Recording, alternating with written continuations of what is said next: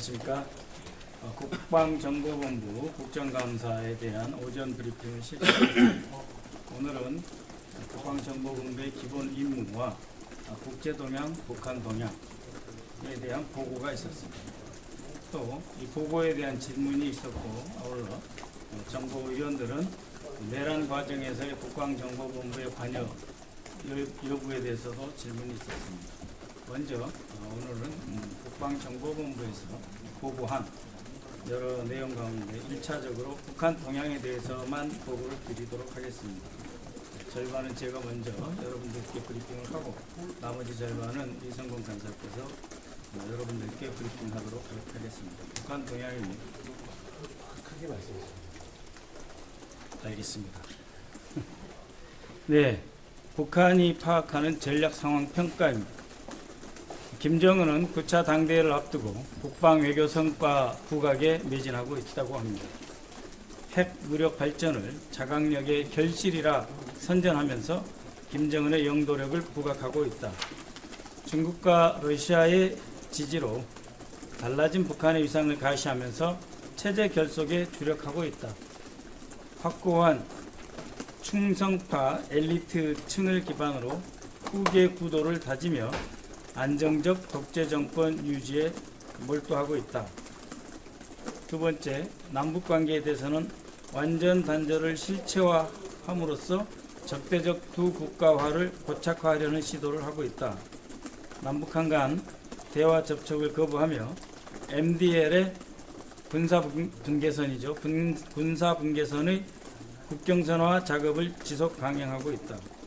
우리 측에 대해서는 남북이 교전 중인 적대관계임을 지속적으로 각인시키고 있다. 9월 22일의 경우 김정은은 남북이 두 개의 국가임을 국법으로 고착시켜야 한다. 또 10월 10일에는 가장 적대적인 국가와 대치하고 있다라는 발언을 한 바 있습니다. 세 번째, 중국과 러시아의 연대를 과시하여 핵무력을 시위하고 전략적 입지를 강화하고 있다. 러시아와의 혈맹으로의 결속, 파병, 군수 지원의 장기 국면으로 전환되고 있습니다. 최근 파병된 북한군은 쿠르스크의 국경 경계와 지뢰 제거 작전에 투입되고 있습니다. 러시아는 북한에게 전쟁 경험과 방공, 미사일 등 무기 기술 전수를 지속하고 있습니다. 북한과 미국의 대결 기조 속에서 트럼프의 대화 제의에 침묵하며 몸값 불리기를 하고 있다. 또 김정은 시진핑 회담 9월 4일입니다. 김정은 시진핑 회담을 기점으로 북중 관계의 전면적 발전의 흐름이 감지되고 있고, 구체적으로 지난 9월 중국의 대북 수출이 연간 기준 30%를 증가했으며 직전 8월 달에 비교해서는 54%가 급증하였습니다. 북한의 핵 미사일 동향입니다. 첫 번째, 핵능력 고도화 및 확장을 지속하고 있다. 핵무력 보유와 핵무력 발전을 23년 9월 헌법에 명문화하고 핵능력을 지속 시위하며 국제사회의 북핵 능력을 암묵적으로 용인토록 유도하고 있습니다. 영변 등 우라늄 농축시설 능력을 확장하여 핵물질을 확보하기 위해 노력하고 있으며 다종 다수의 핵탄두 생산을 위한 기반을 구축하고 있습니다. 김정은이 결심을 한다면 아주 짧은 시간 내에 풍계리 3번 갱도를 이용한 핵실험도 가능한 상태입니다. 여러 종류의 미사일 및 군사 정찰 위성 개발에 주력하고 있습니다.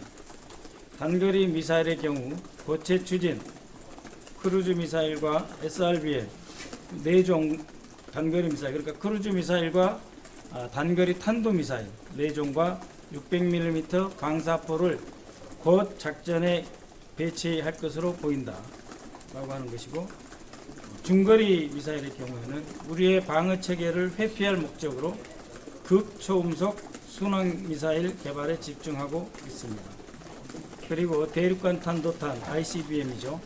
ICBM은 미국의 본토까지 도달할 수 있는 비행 능력 13,000km 이상을 확보한 것으로 보고 있으며, 실제 사거리를 지금까지는 고각 발사만 해왔는데 실제 사거리를 정상 각도로 발사하려고 핵심 기술을 검증하려 하는 것 아니냐 평가하고 있습니다.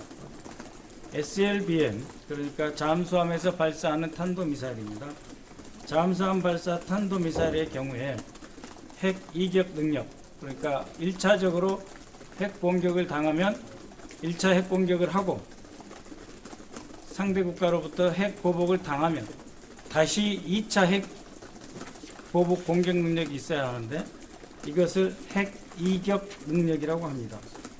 북한은 핵 이격 능력, Second Strike Capability, 핵 이격 능력 확보를 위해 개량형 R급 잠수함 전력화를 준비하고 있으며 핵잠수함 건조 등 은밀한 수중 발사 플랫폼을 개발 중에 있습니다. 군사 정찰 위성은 기존 군사 정찰 위성 대비 해상도가 더 높은 정찰 위성 확보를 위해서 러시아의 기술 지원 아래 추가 발사를 준비하고 있는 동향이 보인다라고 했습니다. 러시아의 미술 수출로 북한은 실전 경험 및 성능 개선을 추진하고 있다. 23년 10월 이후 단거리 탄도미사일 300여 발을 러시아에 제공했고 러시아와 우크라이나의 전쟁에서 사용 중인 것으로 평가했습니다. 24년 5월에는 새로운 자치유도항법 체계 도입을 한 탄도미사일의 시험 사격을 보도를 한 바 있는데 이것은 러시아의 지원을 통해서 정확도를 향상하려고 하고 있는 것 아닌가 평가하였습니다.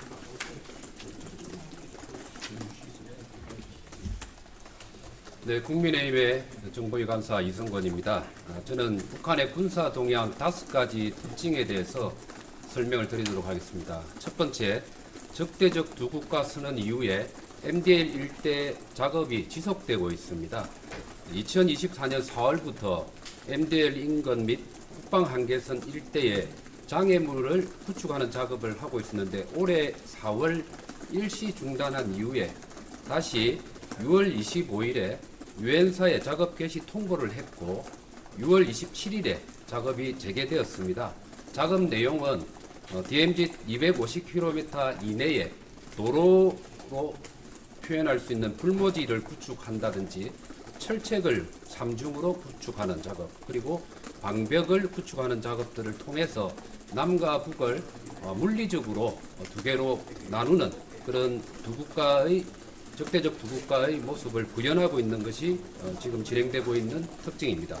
그리고 우리 정부의 재원과 기업의 노력으로 구축되었던 개성공단의 경우도 적대적 두 국가의 영향력 하에서 개성공단 종합지원센터가 철거되는 작업이 2024년 12월 18일부터 진행이 되고 있으며 15층 건물 중에서 현재 11층까지 철거가 진행 중인 상황으로 파악되고 있으며 우리 기업들이 만들었던 개성공단의 공장의 경우도 일부 북한이 가동을 하고 있는 것으로 확인되고 있습니다. 특히 경공업, 생활필수품에 해당되는 그러한 공장들은 가동이 되고 있는 것으로 파악이 되고 있습니다.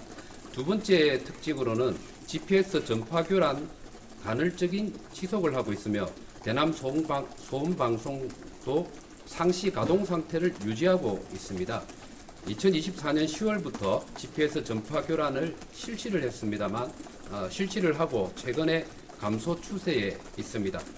단 북한의 대남 확성기 소음방송 송출 중지를 6월 10일 이후에 실시를 했습니다만 확성기와 관련된 시설물은 철거가 하나 이루어졌습니다만 신설이 두 군데가 새로 생겼습니다. 그런 의미에서 확성기의 시설면에 있어서는 오히려 더 증가되어 있는 상황이고 이 장비에 대한 정비 및 점검 활동은 지속적으로 진행되고 있습니다.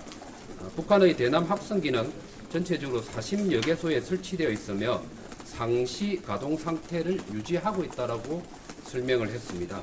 세 번째 특징으로 2024년 11월 이후에 대남 풍선 살포 중단 그리고 중단이 되었지만 살포 가능 상태는 유지되고 있다는 보고를 했습니다. 24년 5월부터 11월까지 총 32차례에 걸쳐서 7천여 개의 대남 풍선이 살포되었습니다. 초반에는 오물과 쓰레기였지만 후반에 들어서는 전단 위주로 변경이 되어서 살포가 되었습니다.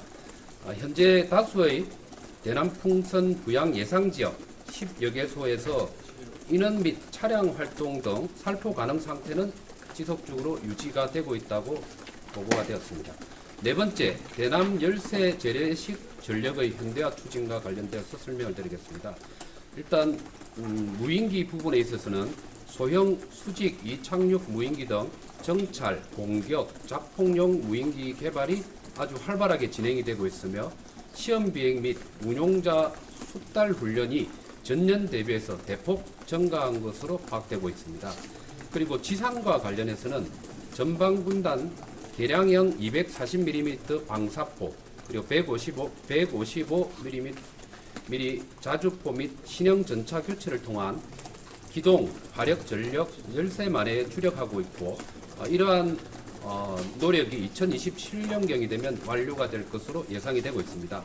해상 부분에 있어서는 개량형 R급 잠수함은 23년 9월 진수한 이후에 해상 시운전이 활발하게 진행이 되고 있습니다.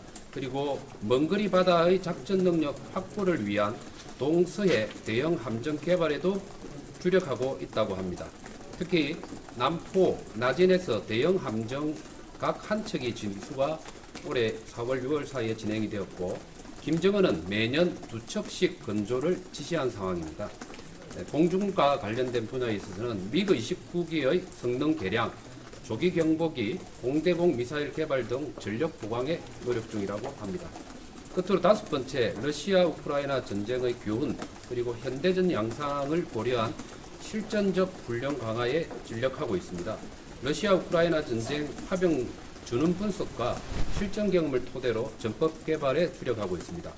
특수전 부대 실전적 훈련 적용, 특히 드론 운영이라든지 보병 전술식 공격 방어 등을 러우 전쟁에서 배운 교훈을 실제 예하 부대에 적용이 되고 있는 것이 확인되고 있다고 합니다. 그리고 대드론 전술 장비 그리고 GPS 전파 교란 등 드론전 및 전자전을 대비한 훈련과 장비 강화에 나서고 있다고 합니다. 예년 대비해서 훈련 부대, 훈련장 전개가 증가되고 있으며 활발한 하계 훈련이 실시되고 있습니다. 북한은 통상적으로 7월과 9월 사이에 하계 훈련이 진행이 되고 있는데 이 하계 훈련의 특징으로는 보병 핵심 전력의 훈련 활동이 약 2배 이상 증가된 것이고 그 중에 내용으로서는 드론과 무인기 활용이 확대되었습니다. 그리고 응급처치, 저격수 위장보, 길리슈트라고 불립니다. 그리고 야강 투시경 등 생존성 그리고 전투 효율 제고를 위한 시도가 지속적으로 진행이 되고 있다고 합니다. 이상 이렇게 오늘 국정보유에서 보고를 받았던 내용을 보고를 드렸습니다. 질문 사항이 있으면 질문. 대왕 관련해서는 어떤 내용을 보시겠어요? 예. 작년 12.3 계엄 전후 국방정보본부 및 예하의 사령부의 관련성 여부에 대한 질문이 집중되었습니다. 특히 지난 24년 10월 14일 국방정보본부는 예하 사령부에 무인기 북한 평양 침투 이후 북한 주민 등 여러 동향에 대해서 첩보를 수집하라고 지시를 했었고 10월 15일에는 노상원 말을 잘 들으라 하는 김영현의 지시가 있은 직후 문상호와 777 사령관 박종선 사령관 간의 통화가 있었습니다. 업무 협조라고 답변하였습니다. 12월 2일에는 국방정보본부장 원천희, 정보사령관 문상호, 정보부장 박진영 등이 김영현에게 약 1시간 반 동안 보고를 하였는 바 정보 예산 및 앞으로의 장비 매입과 업무에 대해서 보고를 하였고 그것은 이미 국방위에서 제기된 바 있는 300 계획 그리고 알파벳 공작에 대한 보고가 개엄 하루 전 공작 계획이 보고되었다라고 하는 점을 중시하고 있습니다. 그 외에 과연 무인기 평양 침투에 777 사령부가 모를 수 있었느냐의 여부 등을 포함한 여러 가지 의원들의 질문이 있었고 그에 대한 적절한 수준에서의 사령관의 답변이 있었습니다. 오후에 재개가 되면 다시 정보본부에 대한 국정감사를 마치고 추가로 브리핑하도록 하겠습니다. 질문 있습니까? 네, 있으면 이것은 참고인 부친분들도 내랑 관련된 예, 그렇습니다. 정확하게 말씀드리면 내란 관련 의혹 여부에 대해서 질문하기 위해서 부르는 겁니다. 자, 이 정도. 사망 대표한테 기영남 위원장 사망 관련된 그 부분에 대해서는 군사 동향이 아니기 때문에 국방정보본부에서는 보고가 없었습니다. 오늘 저희가 먼저 보고드린 부분들이 국방정보본부 군대의 북한과 관련된 부분이기 때문에 다른 외교적이거나 기타 안보적인 측면에 있어서 군대와 관련되지 않은 부분들은 실제로 보고가 없었고 특별히 또 질의가 없었다고 말씀드립니다. 네, 이 정도로 하고 오늘 오후에 다시 회의가 속개가 되면 추가 브리핑할 사항이 있으면 그때 하도록 하겠습니다. 네, 수고하셨습니다. 수고하셨습니다. 네. 속개는 몇 시지? 2시 이야기로 됐습니다.